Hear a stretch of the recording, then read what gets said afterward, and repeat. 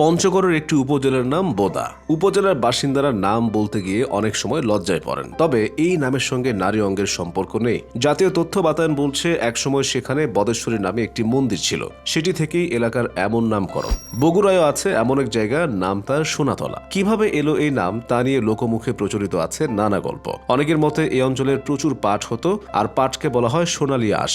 বন্যায় প্রায় ডুবে যেত ফসল, তাই জায়গাটির নাম হয় সোনাতলা। কেউ বলেন জমিদার ঈশা খাঁর স্ত্রী সোনা বিবি বজরা নিয়ে সেখানে যেতেন, সেখান থেকে এসেছে এলাকার নাম। অনেকে বলেন গোপী নামে এক হিন্দু মেয়ের সঙ্গে প্রেম হয় মুসলমান যুবক সোনাউল্লাহর। পরিবার বাধা হয়ে দাঁড়ালে দুজন মিলে ঝাঁপ দেয় নদীতে। পরে সোনাউল্লাহর নাম থেকে এলাকার নাম হয়ে যায় সোনাতলা। গোপীর স্মরণে বাঙালি নদীর শাখার নাম হয়ে যায় গোপাইবিল। খুলনা শহরে আছে সোনাপোতা। এই নামে বেশ কিছু স্কুল এবং সরকারি প্রতিষ্ঠানও রয়েছে। একসময় জায়গাটির নাম ছিল ময়লাপোতা, কারণ বেশ বড় একটি ময়লার ডিপো আছে সেখানে। ৮০ দশকে জায়গাটির নতুন নাম হয় সোনাপোতা। দিনাজপুরে একটি গ্রামের নাম ধনকামরা। সিরাজগঞ্জের একটি ইউনিয়নের নাম সোনাখাড়া। বরগুনা জেলার একটি ইউনিয়নের নাম সোনাকাটা। বলা বাহুল্য, কোনোটি নামকরণের সঙ্গেই মানুষের কোনো অঙ্গের সম্পর্ক নেই।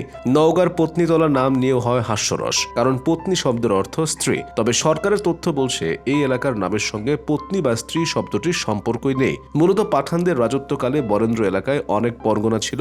পাঠান রাজকর্মীরা বর্তমান পত্নীতলা বাজারে অবস্থান করে জমি পত্তন দিতেন, সেখান থেকেই পত্নীতলা। একইভাবে রাঙামাটির জুরাছড়ি উপজেলার চুমাচুমি সরকারি প্রাথমিক বিদ্যালয় নামের সঙ্গে চুমুর কোনো সম্পর্ক নেই। নামটি এসেছে সেখানকার সুবলং নদী থেকে। সুবলং নদীর চাকমা নাম সলক। এর দুটি উপনদী মিশেছে জুরাছড়িতে। মুখোমুখি শব্দটিকে চাকমা ভাষায় বলা হয় সুমসুমি, পরে বিকৃত হয়ে নাম হয়ে যায় চুমাচুমি। চাঁদপুরের মতলব উপজেলার একটি বাজারের নাম ল্যাংটার হাট।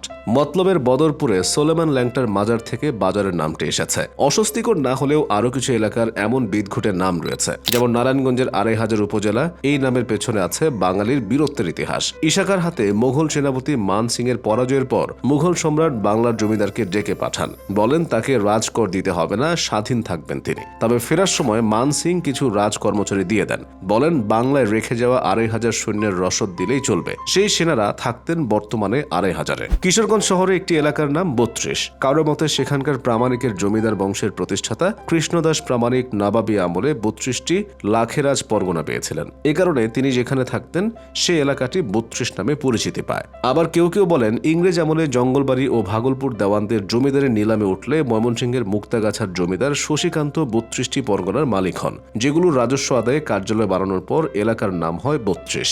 ফেনী জেলায় আছে ছাগলনাইয়া নামক একটি উপজেলা। ধারণা করা হয় ইংরেজ শাসনামলে দাপ্তরিক নথিতে আরের স্থলে ভুলবশত এল লেখার ফলে এই এলাকার নাম সাগরনাইয়া, অর্থাৎ সাগর যাকে নাইয়ে বা স্নান করিয়ে দেয় তা থেকে ছাগলনাইয়া হয়ে যায়। নেত্রকোনার পূর্বধলার চোরের ভিটা সরকারি প্রাথমিক বিদ্যালয়ের নাম পাল্টে করা হয়েছে আলোর ভুবন।